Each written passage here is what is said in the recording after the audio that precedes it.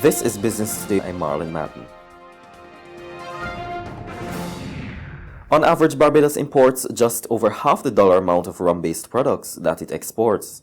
And Minister of Industry, Commerce and Small Business Development, Donville Innes, says it's an indication that the local market needs more options. He made the comments while addressing a Hennessy cocktail reception at the Sandy Lane Hotel on Tuesday night. Barbados exports some $85 million in rum-based products on an annual basis. Certainly when I reflect upon the statistics for the last 5 years, we've been exporting about $85 million in such products per year. And we have been importing, on average over the last 5 years, $49 million of spirits. And therein perhaps indicate to you the fact that this economy and society recognizes the fact that we have a growing international clientele manifested through a tourism sector that needs to have options. And Hennessy is a significant part of that option that we afford to those who visit our shores, and needless to say, the Barbadians as well, who wish to have the option of what they consume. During the reception, Hennessy officials presented a number of people with limited edition bottles of the cognac blend.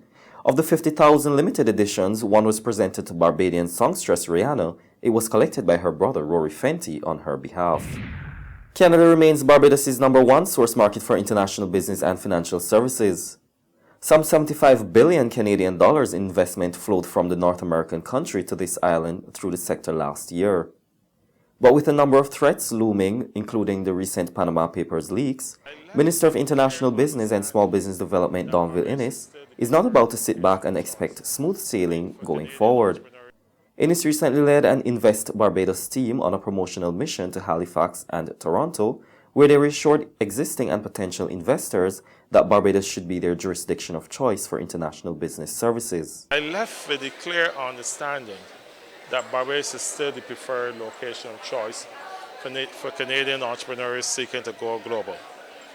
And we will certainly, for the international business and financial services sector, continue to roll out the right kind of products, the right levels of service to ensure that there's no compromising on the quality of what we offer as a jurisdiction.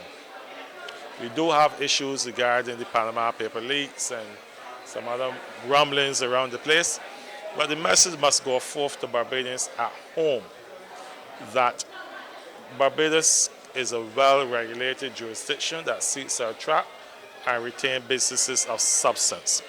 And the Canadian market continues to be very critical to us.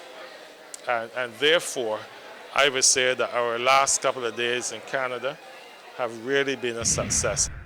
As crop over festivities intensify, tourism officials are expecting increased visitor arrivals to the island.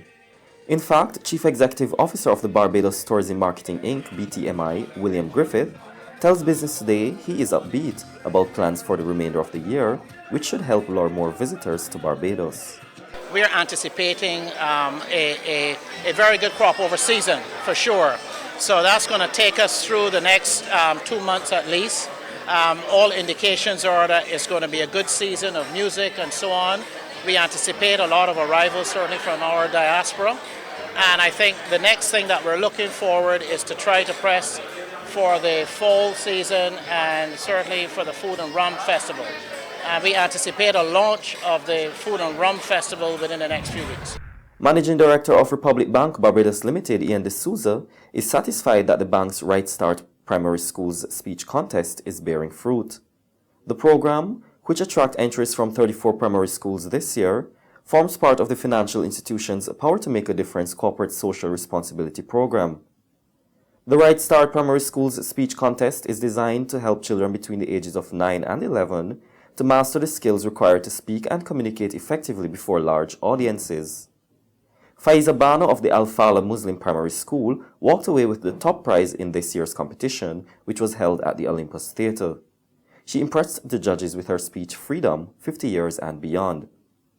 Second place went to Narisha Sodat of St. Margaret's Primary School, and Latavia Haswell Codrington of Hinesbury Primary School was third.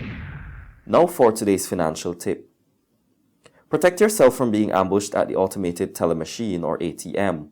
If the card slot does not accept your card smoothly, or if the slot is not securely attached, walk away. If the flashing light is obscured, you should suspect tampering. These are some of the many signs you should look out for when you go to use an ATM. That's been the Business Today. Join us again next Tuesday. Until then, you can get more business and news by logging on to www.barbadostoday.bb, subscribing to our e-paper, and liking us on Facebook. I'm Marlon Madden.